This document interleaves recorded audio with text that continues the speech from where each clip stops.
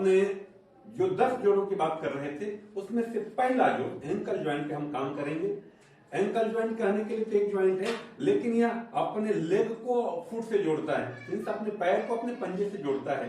तो पैर में जो हड्डियां हैं वो 3 हड्डियां हैं। हमारे एंकल ज्वाइंट की सिर्फ 7 हड्डियां हैं और पंजे में 14 हड्डियां हैं। यदि हम इसको प्रॉपर ढंग से, संतुलित ढंग से फ्लेक्सिबल बना पाए तो हम लगभग इन 7, 3 और 14 6 और इन पूरी हड्डियों में कहीं कोई तकलीफ रहती है इसको हम आसानी से इस तकलीफ को दूर कर सकते हैं। तो चलिए अब हम इसको करने की कोशिश करते, समझने की कोशिश करते हैं। आइए हम अपने एंकल जॉइंट की बात करते हैं। अब देखिए, देखने में तो एक हड्डी है, लेकिन इसमें अभी हमने बात किया कि 7, 14 और 3 हड्डियां। अब यदि इनको करते हैं हम सीधा सीधा, देखिए आगे की तरफ लेते हैं और पैर के और अंगुलियां जो है उनको भी नीचे की तरफ खींचे, फिर धीरे धीरे इनको ऊपर की तरफ ले और फिर ऊपर लेकर के पीछे की तरफ ले, फिर से आगे लेकर जाएं और आगे लेके जाते हुए अंगुलियों को पूरा नीचे दबाएं। इस तरह से हमने पंजे की जो 14 अंगुलियां हड्डियां हैं उनको भी हमने फ्लेक्सिबल बनाया।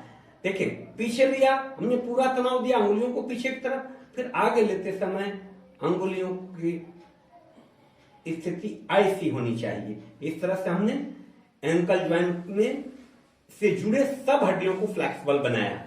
ये एक स्थिति बनी। अब दूसरी स्थिति होती है अब ए आसन।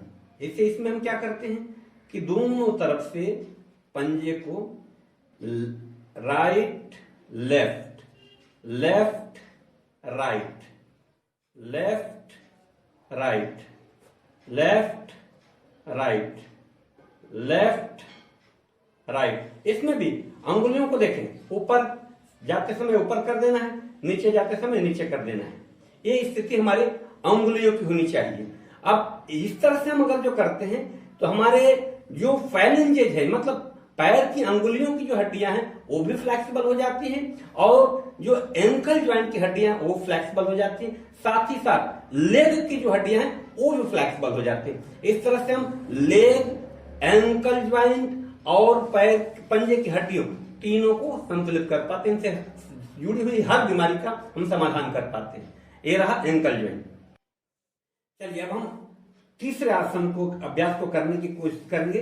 अब इसमें धीरे धीरे पैर को ऊपर की तरफ लाएंगे, साइड बाय साइड पूरा राउंड अप करेंगे। जितनी क्षमता है पूरी क्षमता से, जितना बड़ा बन सके पंजा, जितना बड़ा गोला बना सके आराम से मोड़ना है। फिर विपरीत 1 2 3 4 5। इस तरह से हम शुरुआती दौर में हर एक आसन को करते समय 3 से 5 बार करें। इससे हमारे पैर के पंजे से और एड़ी के जोड़ से जुड़ी हुई हर बीमारियों को हम निजात दिला सकते हैं। अब हम आगे बढ़ते हैं। इस प्रकार हमने देखा कि एड़ी के जोड़ को किस तरह से हम फ्री कर सकते हैं और इतना छोटा सा अभ्यास करके भी हम एड़ी, पंजे और पैर के निचले हिस्से की तमाम सारी बीमारियों से अपने को निजात दिला सकते हैं।